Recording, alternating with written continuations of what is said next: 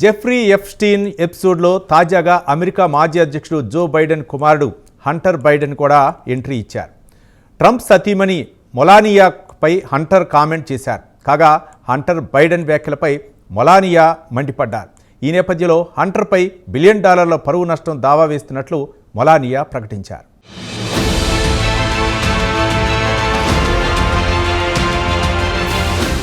అమెరికాలో ఇటీవల high profile sex కుంభకోణం దుమారం రేపిన సంగతి తెలిసిందే.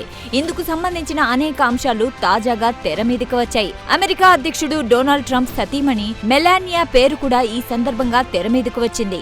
అసలు మెలానియాకు డొనాల్డ్ ట్రంప్ కు పరిచయం చేసింది జెఫ్రీ ఎప్స్టీనే అనే విషయం కూడా తెర మీదకు వచ్చింది. అయితే ఈ బాంబు పేల్చింది ఎవరో కాదు, డొనాల్డ్ ట్రంప్ జీవిత విశేషాలు రాస్తున్న మైఖేల్ వోల్ఫ్ అనే రచయిత. అయితే ఈ ముచ్చట జరిగి చాలా రోజులైంది.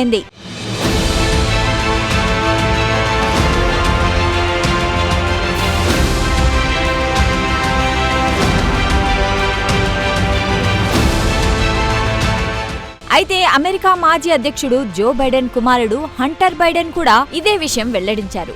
మైఖేల్ వోల్ఫ్ చెప్పిన దానికి హంటర్ బైడెన్ కూడా బలపరిచారు. దీంతో ట్రంప్ సతీమణి మెలానియాకు ఆగ్రహం వచ్చింది. హంటర్ బైడెన్ తన పరువును దెబ్బతీసేలా మాట్లాడారని మండిపడ్డారు. కథ అక్కడితో ఆగలేదు. హంటర్ బైడెన్ పై $1 బిలియన్ పరువు నష్టం దావా వేస్తానని మెలానియా హెచ్చరించారు. మెలానియా న్యాయవాది ఆల్జాండ్రో బిట్రో ఈ విషయం వెల్లడించారు. హంటర్ బైడెన్ వ్యాఖ్యలు మెలానియా పరువును దెబ్బతీసేలా ఉన్నాయని ఆల్జాండ్రో బిట్రో పేర్కొన్నారు. ఈ నేపథ్యంలో హంటర్ బైడెన్ పై చట్టపరంగా చర్య తీసుకునే హక్కు మెలానియాకు ఉందని ఆల్జాండ్రో బిట్రో వెల్లడించారు.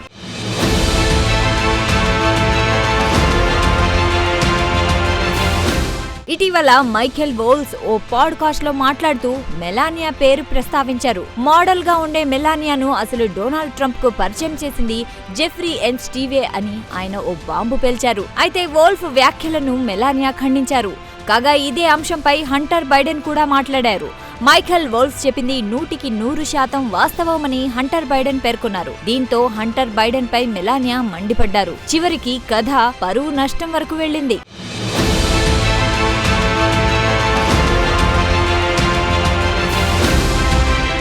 జెఫ్రీ ఎప్స్టీన్ ఎపిసోడ్ అమెరికాలో ఇటీవల ప్రకంపనలు సృష్టించింది. అమెరికాలో హై ప్రొఫైల్ సెక్స్ కుంభకోణం సూత్రధారి ఈయనే.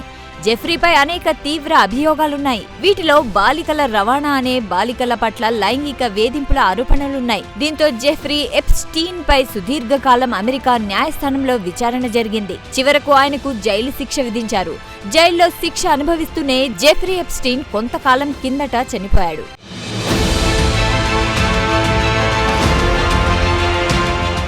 జెఫ్రీ ఎప్స్టీన్ కేసుకు సంబంధించిన వివరాలను ప్రత్యేకంగా ఫైల్ రూపంలో అమెరికా ప్రభుత్వం దాచి ఉంచింది. వీటికి జెఫ్రీ ఎప్స్టీన్ ఫైల్స్ గా పేర్కొంది. జెఫ్రీ దురాగతాలతో అమెరికాకు చెందిన పలువురు ప్రముఖులకు సంబంధాలున్నట్లు అప్పట్లో ఆరోపణలు కూడా వచ్చాయి. కాగా సదరు ప్రముఖుల పేర్లు ఈ ఫైల్స్ లో ఉన్నాయంటున్నారు FBI అధికారులు. అయితే ఒక దశలో జెఫ్రీ ఎప్స్టీన్ ఫైల్స్ లో అమెరికా అధ్యక్షుడు డొనాల్డ్ ట్రంప్ పేరు కూడా ఉందన్న ఆరోపణలున్నాయి.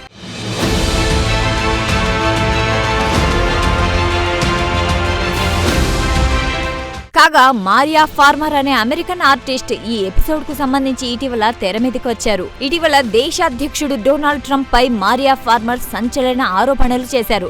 గతంలో జెఫ్రీ ఎప్స్టీన్ కు డొనాల్డ్ ట్రంప్ బాగా దగ్గర అని పేర్కొన్నారు. అంతేకాదు వివాదాస్పద జెఫ్రీ ఎప్స్టీన్ ఫైల్స్ తో డొనాల్డ్ ట్రంప్ కు సంబంధాలుండే అవకాశాలున్నాయనే అనుమానాలు కూడా ఆమె వ్యక్తం చేశారు.